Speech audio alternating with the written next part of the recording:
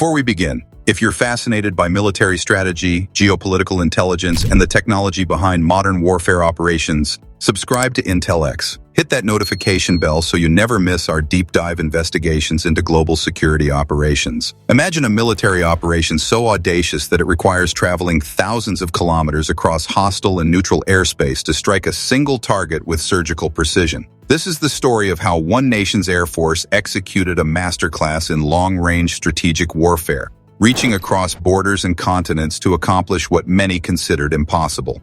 The question that historians and military analysts continue to wrestle with is simple, yet profound. How did a nation manage to deploy multiple dozen aircraft, including advanced stealth fighters, across such vast distances to eliminate high-value targets in a heavily protected city?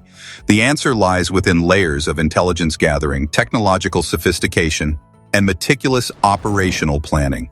In the heart of Doha's Qattara district, nestled among ordinary residential structures, stood an unremarkable six-story building. To any passing observer, it appeared completely ordinary, just another piece of the city's urban landscape. But this building held secrets. It was here that senior leadership from a Palestinian negotiating delegation had gathered for crucial talks. These weren't just ordinary meetings. They represented pivotal moments in ongoing regional diplomacy. When we examined the precise strike coordinates and the surrounding architectural layout, the intelligence became unmistakable. 5 buildings stood in a carefully arranged row with a petrol station positioned directly adjacent. The strike operation targeted exclusively the middle structure with astonishing precision. The 4 surrounding buildings remained completely untouched, as did the fuel station just meters away. This wasn't luck. This was precision-guided weaponry operating at its absolute finest. Approximately 10 precision-guided munitions descended onto that singular structure nearly simultaneously, each one calibrated to impact within the same minute. The operation unfolded with the efficiency of a well-rehearsed symphony, every component synchronized to perfection. The weapons themselves likely represented a mix of advanced American technology, GPS-guided systems, laser-designating ordnance, and potentially modern cruise missiles, all deployed in strategic combination. But here's where the operation truly reveals its genius. How did military planners know which exact building to target? This question unlocks the entire operation. Since the beginning of regional hostilities on October 7th, a security force had maintained continuous presence around this particular structure. 24 hours per day, armed protection ringed the building. This security blanket wasn't accidental. It was a direct response to the sensitive nature of the occupants and the diplomatic importance of the location. Qatar's approach required a delicate balancing act. The nation hosted these political figures and militant leadership while simultaneously protecting its own security interests and maintaining its regional diplomatic standing. The visible security presence, ironically, became a beacon, a neon sign advertising exactly where high-value targets could be found. Military intelligence agencies operate like master detectives, layering multiple investigative approaches to construct an accurate picture. In this case, Israel's primary intelligence agency deployed what's known as a multi-sourced intelligence approach. This sophisticated methodology combined several distinct intelligence channels working in concert. Human intelligence, operatives and informants on the ground provided eyes and ears within the city itself. Signals intelligence, the interception and analysis of communications, painted a picture of who was meeting with whom and when those meetings occurred. Aerial and satellite surveillance provided persistent visual confirmation, allowing analysts to track movements and patterns. Beyond these traditional methods, modern cyber capabilities potentially allowed access to digital communications and location data, providing almost real-time confirmation of target presence. By cross-referencing all these intelligence streams, military planners could construct a comprehensive operational picture. They could pinpoint not just the general location but the exact structure housing their objectives. More critically, they could confirm timing, knowing precisely when senior leadership would be present within those walls. Now we arrive at perhaps the most technically impressive aspect of this entire operation: the challenge of actually getting there and back. The distance from Israeli airspace to Doha stretches approximately 1,200 miles, roughly 2,000 kilometers each direction. This presents a fundamental problem for fighter aviation. The combat radius of even modern, fully armed Israeli fighters simply cannot cover that distance while carrying the payload required for this mission. It's a physics problem that seems unsolvable. The solution, however, has been refined over decades of military aviation: mid-air refueling. This capability transforms what appears impossible into merely difficult. Approximately 15 Israeli aircraft compose the strike package, with each jet potentially flying more than 1,000 miles to reach the target. To accomplish this ambitious journey, they required rendezvous with Boeing 707B aerial tanker platforms, essentially flying gas stations that met the fighter jets at predetermined coordinates over international or neutral airspace. These refueling platforms did more than simply transfer fuel. They extended the operational envelope of the entire strike force. They provided additional endurance, allowing fighters to loiter in the operational area, maintain security, conduct their strike, and complete the return journey safely. Both legs of the journey, outbound and return, required discrete refueling events, most likely conducted over international waters or foreign airspace to minimize detection and radar exposure. This refueling capability represents one of the most significant force multipliers in modern military aviation. It transforms fighters like the F-16 and F-35 from regional weapons into global instruments of power. Approximately 3 to 4 in the afternoon local time, the formation crossed into Doha's airspace. Over 10 precision-guided munitions screamed downward toward their predetermined target coordinates, all released within mere seconds of each other.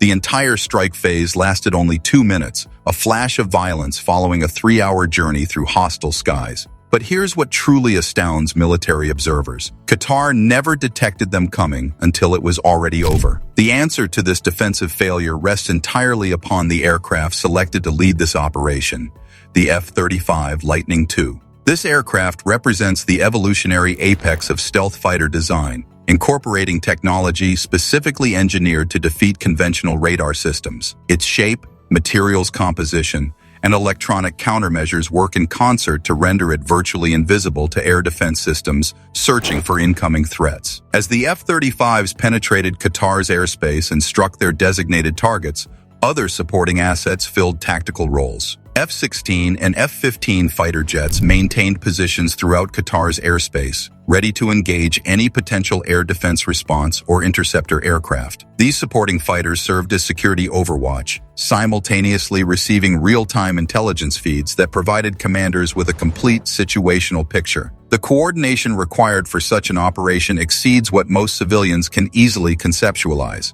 Every aircraft had to follow precisely calculated flight paths. Refueling had to occur at exact times and locations. The strike itself required confirmation and final authorization, command and control tones. All aircraft maintained constant communication throughout. Escape routes needed planning before weapons ever released. The risk of diplomatic escalation required careful calculation. Every element choreographed into a seamless whole. Once the ordnance impacted its target, the disengagement was immediate and absolute. The fighters reconnected with tanker assets for final refueling, then immediately accelerated toward Israeli airspace and safety. The entire operation, from departure to return, represented years of planning, millions of dollars in resources, and the finest technological capabilities one nation possessed. Yet this Doha operation, spectacular as it was, represents only one chapter in a longer story of precision strikes against protected targets. Military historians and intelligence analysts continue studying another, perhaps more revealing operation, the targeting of deeply fortified underground command structures. Imagine a scenario where your target isn't merely hiding in an ordinary building, but sheltering in an underground bunker, a subterranean fortress designed specifically to withstand conventional bombing. How does one penetrate such defenses? The answer lies not in conventional wisdom, but in revolutionary weapons engineering. In Dahiyeh, a neighborhood on Beirut's southern periphery, stands a structure that draws international attention and scrutiny. To casual observers, it appears to be a standard 6-story residential building, its roof lined with solar panels in a manner common throughout the region. Nothing about its exterior suggests its true nature or importance. But buildings rarely reveal all their secrets on their surface. Beneath this residential facade exists an intricate network of tunnels and chambers. These underground spaces aren't simply additional living quarters, they serve strategic military purposes. Intelligence assessments indicate these subterranean areas function as emergency escape routes, secure command centers, and protected operating facilities. The building itself becomes merely the entrance to a far more extensive underground installation. This underground fortress represents one of the primary targets that military planners struggled with. How do you eliminate a target who exists primarily beneath multiple meters of reinforced concrete? Military analysts have proposed several credible scenarios for how such an operation might unfold, each revealing different intelligence methodologies and operational approaches. In this first scenario, an informant, potentially a foreign operative working within rival intelligence services, provides precise coordinates and timing to military planners.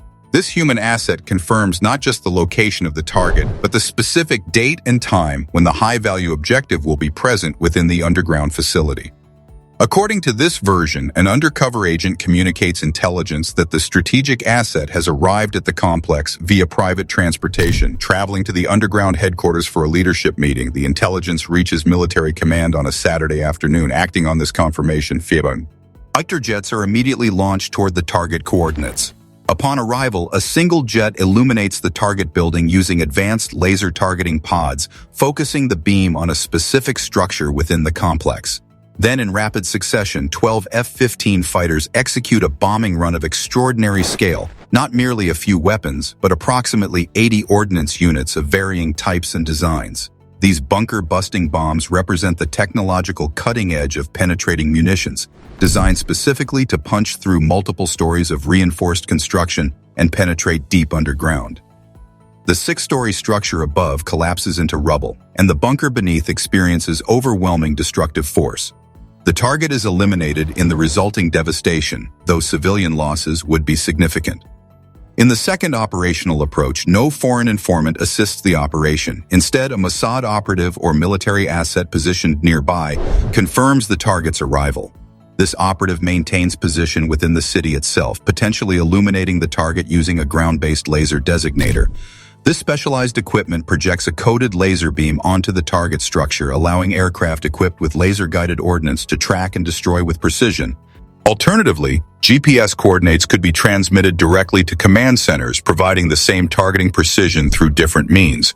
Upon reception of these coordinates and confirmation of the target's presence, the same devastating barrage follows, approximately 80 weapons deployed across the facility, eliminating the entire leadership structure sheltered within the underground bunker. The collateral damage in this scenario remains equally catastrophic. The third scenario, and widely considered by analysts to be the most probable, reveals a distinctly modern approach to warfare. This version suggests that military intelligence agencies conducted sustained cyber operations against the target's communications infrastructure over an extended period, perhaps 5 years or longer. By penetrating and monitoring encrypted communications networks, intelligence specialists could intercept conversations, track operational patterns, and ultimately identify the specific date when the leadership would be present at their underground headquarters. No human informant was necessary. No ground-based targeting asset risked exposure. The target essentially announced its own presence through digital communications that were being continuously monitored and decrypted. Once this confirmation was established through pure signals intelligence and cyber capability, the strike package was launched. F-15 fighters approached the target and unleashed their destructive payload, the same 80 weapons, the same overwhelming force, achieving the same military objective through entirely cyber-derived intelligence. Among the 80 weapons deployed in these scenarios existed 3 primary categories of ordnance, all acquired through a multi-billion-dollar procurement agreement with American defense manufacturers. The Mark 82 series represents the foundational tier, conventional explosive weapon, that serve as the basis for guided munition development. The bunker-busting bomb, engineered specifically for penetration missions, represents the specialized tier designed to overcome underground fortifications. The GBU-39 small-diameter bomb represents the cutting edge of glide munition technology. The bunker buster bomb reveals military engineering at its most imaginative. At its forward section sits a laser sensor capable of acquiring and tracking targets, complemented by adjustable fins for directional control. Moving backward through the weapon structure, we encounter the warhead section, a sophisticated explosive device containing approximately 650 pounds of specialized ordnance material. This isn't common TNT, it's a precisely engineered explosive mixture combining 80% TNT with 20% aluminum powder, creating a blast effect of tremendous power. The entire weapon stretches approximately 19 feet in length, roughly 5 meters of concentrated destructive capability. Yet remarkably, the weapon's diameter measures only about 14.5 inches. roughly 37 centimeters. This narrow profile was engineered intentionally and represents a crucial design decision. The bunker buster's effectiveness depends upon its penetration ability. By maintaining a small cross-sectional diameter, the weapon displaces less material as it drives through concrete, earth, and reinforced structures. This reduction in friction and resistance allows the projectile to travel deeper, penetrating nearly 100 meters through soft ground or standard building materials. Against reinforced concrete bunkers, it can penetrate approximately 6 meters of the toughest construction, far deeper than conventional weapons could possibly achieve. The weapon operates through a carefully coordinated sequence. First, a laser designates the target or GPS guidance is pre-programmed. The delivery aircraft approaches and releases the weapon. Upon release, the guidance system connects rear fins with forward sensors, enabling the bunker buster to make real-time corrections to its trajectory. The weapon drops at tremendous velocity toward the designated impact point. In the final critical step, the fuse mechanism becomes essential. Rather than detonating immediately upon impact, bunker-busting ordnance often incorporates delay fuses. These mechanical devices allow the weapon to penetrate completely through its target before detonation occurs, ensuring that the tremendous explosive force detonates beneath multiple layers of protective construction, magnifying the destructive effect against underground structures. Internally, the warhead contains approximately 700 pounds of TNT equivalent explosive force, generating a blast radius spanning several hundred meters. For a weapon of this size and construction, such destructive capability represents remarkable engineering achievement. Yet the bunker buster isn't the only weapon in this operational arsenal. The Mark 82 series, more common conventional bombs, can undergo conversion into guided weapons through specialized kits and modification. As in their base configuration, Mark 82 munitions are entirely unguided, essentially conventional gravity-fed bombs that fall straight downward when released from aircraft. Their guidance comes entirely from gravity and ballistics. However, they can be upgraded through modular kits that transform them into precision weapons. The conversion begins with nose fuses, detonating mechanisms that activate upon impact, creating a standard explosive blast. Alternatively, tail fuse options allow for delayed detonation, with the fuse mechanism engineered to activate only after the weapon penetrates its target's protective layers. The FMU-139 tail fuse represents the standard option for delayed detonation sequences. When the weapon impacts, it penetrates through the target material, then the fuse activates. A carefully timed delay, programmable by the pilot, allows additional penetration before detonation occurs. The resulting explosion, powered by 500 pounds of explosive material, creates substantial structural damage. Remarkably, this conversion costs only approximately $4,000 per weapon. The true revolution comes through the installation of guidance kits in the weapon's tail section. Once the original drag-inducing tail structure is removed, a sophisticated guidance module takes its place. Inside this module sits an inertial measurement unit, essentially a gyroscope and accelerometer system that tracks the weapon's orientation and movement through three-dimensional space. Alongside this sits a military-grade GPS receiver, constantly communicating with satellite constellations to provide precise positioning information. Additional components include telemetry antenna systems for transmitting real-time data, encryption batteries protecting sensitive communications, thermal batteries powering the entire system, and adjustable control fins specifically engineered for trajectory management. These fins, controlled by precision gears responding to the guidance computer's commands, redirect the weapon's path with remarkable accuracy. This modification represents the JDAM, Joint Direct Attack Munition, perhaps the most widely deployed precision-guided weapon in modern military arsenals. The JDAM operates through an elegantly simple yet technologically sophisticated process. Before takeoff, targeting coordinates are loaded into the aircraft's computers. During flight, pilots can manually adjust these coordinates if intelligence updates warrant changes. Upon weapon release, the JDAM immediately activates its internal guidance systems.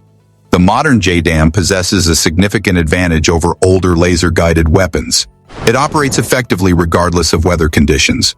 Laser systems require clear line of sight, making them vulnerable to rain, clouds, fog, or smoke. JDAM's GPS-based navigation functions identically, whether conditions are perfectly clear or severely compromised. Military-grade satellites provide positioning accuracy measured in meters, sufficient for precise targeting of stationary objectives. Once activated, internal batteries power the guidance computer continuously. The inertial measurement system tracks the weapon's movement and provides real-time position updates. The GPS receiver offers external position confirmation. When the weapon detects deviation from its programmed trajectory, the control fins automatically adjust their configuration, directing the weapon back toward its target coordinates. This raises an intriguing aerodynamic question. Without traditional wings or tail surfaces, how does a 500-pound bomb turn through the air? The principle mirrors how skydivers manipulate their bodies during freefall. By adjusting their limbs and torso position, skydivers alter the surface area encountering air resistance, allowing directional changes. Similarly, when a bunker-busting bomb's control fins shift even slightly, the differential air pressure creates sufficient force to redirect a 500-pound falling object through thin atmosphere. It's physics made practical. The newer variants of JDAM incorporate wing kits, small aerodynamic surfaces that dramatically extend the weapon's range. The standard JDAM achieves a range of approximately 15 miles. The extended range variant, JDAM-ER with integrated wing kits, extends this to 46 miles, roughly 75 kilometers. This dramatic range extension doesn't sacrifice accuracy. The guidance system maintains the same precision targeting regardless of distance. Israel's procurement included approximately 5,000 units of the GBU-39 small-diameter bomb, representing an investment exceeding $3 billion. This weapon showcases another evolutionary step in guided munitions development.